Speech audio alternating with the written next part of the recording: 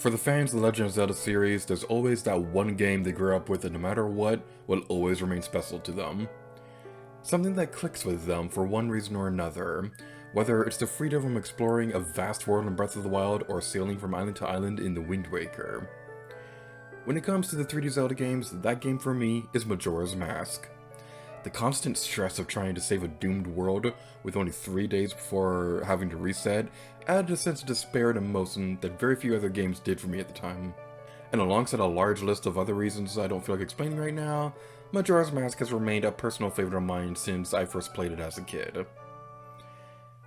Because I'm selfish and I want to self-promote my own series, we'll be discussing the beta of Majora's Mask to celebrate my Let's Play coming to an end. I'm your host for today, L8RG8R2U, and today's episode of the Gaming Gallery will be discussing the development history of The Legend of Zelda Majora's Mask.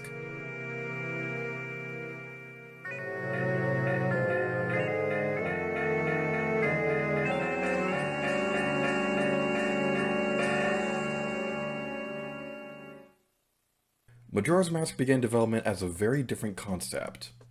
The project started development under the name Ura Zelda, which was a planned expansion pack for Ocarina of Time. Ura Zelda is its own thing we'll discuss in a future episode, but we'll provide a brief summary here. Ocarina of Time started development for the Nintendo 64 disk drive until the add-on suffered development problems, forcing it to be delayed well beyond Ocarina of Time's expected release. To compensate for the N64's limited cartridge space, several concepts and dungeons were dropped from the final release to be saved for an expansion pack that would be released later on when the Nintendo 64 disk drive was finished. This expansion pack was Ura Zelda. So, what does this have to do with Majora's Mask? Well, the game's producer, Aja Aonuma, felt unmotivated from Ura Zelda, as he felt he was making basically the same game all over again. We discussed this with the series creator Shigeru Miyamoto. Miyamoto gave him a challenge. If Aonuma could finish developing a brand new Zelda game for the Nintendo 64 in 1 year, he wouldn't have to make Ura Zelda. And so, Aonuma's new project was born, under the name Zelda Gaiden. Gaiden is Japanese for side story. Yeah, use this knowledge. Aonuma and his team spent a good chunk of early development figuring out how to make this new game in a year, and eventually settled on two methods. They'd reuse assets from Ocarina of Time so they wouldn't have to spend too much time recreating the characters from scratch, and they'd condense the world's scope by restricting how much time the player had to explore the world. The first idea was to have 7 unique days to explore before the moon crashed into Termina, but this was downscaled to just 3, as Nintendo felt the players would be overwhelmed trying to keep track of 7 days worth of events. And according to Shigeru Miyamoto, there was also going to be a merchant in Clocktown that would allow Link to buy time. Quite literally, as he could pay them to make the time limit longer. Some sources also claim the time merchant and the additional 4 days were dropped when the project was shifted onto a cartridge, but I couldn't find anything to 100% confirm this. Speaking of cartridges, Zelda Gaiden was originally in development for the Nintendo 64 disk drive. Not much was different, at least as far as I could find. The time limit was still a thing, although the 64 disk drive had a built-in clock, I'm sure that would have helped make the time limit easier for the programmers to work with. These features were removed when the Nintendo 64 disk drive proved to be a commercial failure, resulting in several projects either getting moved to a cartridge release or outright cancelled. Zelda Gaiden continued development as a Nintendo 64 cartridge game with the new name, The Legend of Zelda Majora's Mask. The reason behind the name change was to give the project more of its own identity and set it apart from Ocarina of Time and Ura Zelda. Now, let's discuss some of the unused concepts that would go on to appear in the 3DS remake. There were plans to have a fishing hole called Jabu Jabu Fishing located somewhere in Termina. The basic idea behind this was that you'd earn rubies by fishing. However, 2 of the fish you'd find in the fishing hole were particularly worth mentioning. The Hylian Loach, you may know that one from Ocarina of Time, that was so rare that people debate over whether it was actually real or not. The Hylian Loach can be hacked back into the game using a cheating device, such as a Game Shark, and its Japanese description will still appear. Interestingly, this is the only bottled item to appear outside of a bottle upon catching it with the bottle. The Hylian Loach doesn't do much, but you can sell it to the Curiosity Shop for 20 rubies. While the fish didn't appear in the 3DS remake, a similarly named terminal loach can be found in the swamp fishing hole. The second notable unused fish is Lord Jabu Jabu himself, said to be the most difficult fish to catch. Miyamoto had confirmed that catching Lord Jabu Jabu could have special effects on the overworld, such as slowing down or even halting the moon's fall. This idea would end up appearing in the 3DS remake. Kind of. A rare fish named Lord Chapu Chapu appears in the swamp fishing hole, although catching it has no special effects on the moon. Something else worth mentioning about the fishing holes involves Ocarina of Time 3D leftovers in the code for Majora's Mask 3D. In the remake's code, some unused models of Ganondorf, Sheik, Impa, and Sario were found. What's interesting is these characters have actually been slightly updated from Ocarina of Time 3D, rather than just being copy-pasted over. Impa in particular is worth mentioning as she has a similar body build to the Fishing Man, likely meaning she was used as a reference point for making the new character.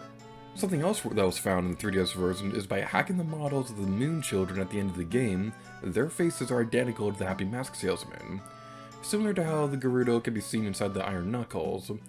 However, this wasn't the case in the original version, as the Moon Children didn't have any textures on their faces at all, meaning this detail was added specifically for the remake. It's interesting to see how an idea scrapped from an original release would end up returning in the 3DS remake, and that's not the only one that would return. As you can see from these screenshots, the mask transformations would have originally changed the appearance of the Ocarina of Time itself, giving Deku Link a pipe organ, Darunia's Goron drums, and Mikau's Zora guitar. It's unknown why these were removed, but this is another scrapped idea that would come to light in the 3DS version. But what about the beta features that never returned? For starters, early screenshots and trailers show Link using early game items from Ocarina of Time, such as the Fairy Ocarina and the Fairy Bow. Goron Link would also be able to use the Megaton Hammer before he learned the special magical techniques of punching bad guys in the face. Some early designs for Majora's Mask locations can also be seen. These early designs for outside Clock Town, the Pirate's Fortress, Stone Tower, etc. The most interesting looking one is what appears to be Kana Graveyard, which seems to be suffering from looking like a building interioriosis. It's also worth mentioning that in the code for Majora's Mask, leftovers from Ura Zelda can be found, namely the Wind and Ice medallions, although they don't seem to actually do anything.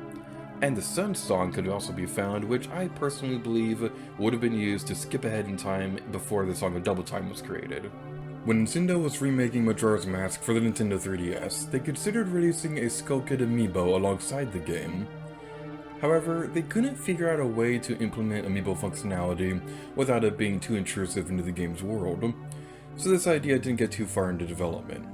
However, the desire to give Skull Kid his own figure did lead to a collector's figure that was released alongside the remake. Another bit of interesting trivia applies to the unused control method. There's evidence in the code for Majora's Mask that hints that the game would have originally supported voice controls. This is present in all international versions of the game, even the GameCube re-release, although this control method only works when speaking Japanese. One single line of coding prevents the game from reading microphone inputs, so this isn't possible to see for yourself without hacking. The exact phrases left over in the game's files are Okiro, which would wake up the sleeping Dekus, Atonanjikan, would ask the Gossip Stones how much time they had left before the moon crashes into Termina, and saying milk next to a cow would give the players more bottled milk than they would if they used the Epona song. Also hidden in the game's coding are some unused cutscenes of the Great Fairies physically training Link when he earned a new upgrade from the Great Fairy Fountain. These include teaching him a spin attack before allowing him to try it himself, something that didn't appear in the series until Twilight Princess. And the other shows Link in the middle of an intense workout routine, which was apparently so intense and made Link so manly and awesome that he transformed into the fierce Deedee Link. But why is that? Well, here's my theory. In early screenshots, we can see what appears to be an adult Link mask, which would have been the final main transformation mask, turning Link into adult Link. There's even some early designs in Hyrule Historia showing what adult Link would potentially look like in this game. However, the adult Link mask was scrapped when it was deemed pointless, as Link could already use all of Ocarina of Time adult Link's items. However, Nintendo still wanted to give players one last transformation mask as an endgame reward, and turn the Adult Link concept into the Fierce Deity Link, giving him the super amazing powers of sword beams! What does it have to do with the Great Fairy? Well, it's possible that the unused workout cutscene where Link becomes the Fierce Deity may have been where you'd originally obtained the Adult Link mask. But that's not the only potentially unused transformation, as there's an unused texture of a Child Link mask, and a concept art of Deku Link using it. This may have been an early idea for turning back into regular Link before Nintendo realized that you can just take a mask off. That's all for today, so thank you all so much for watching this episode of the Gaming Gallery. If you'd like to see more gaming trivia, there will be a link to our full playlist on screen during the last 20 seconds of this video because YouTube is weird. And if you want to see more Majora's Mask content, I've recently finished a Let's Play of The Legend of Zelda Majora's Mask 3D. It's a pretty fun game, even if it does have some questionable changes from the original. Like, why would you change the swimming controls when they were perfect in the original and now you made them worse on purpose? Thank you all for watching this episode of the Gaming Gallery, and remember that in our hearts, we are gamers.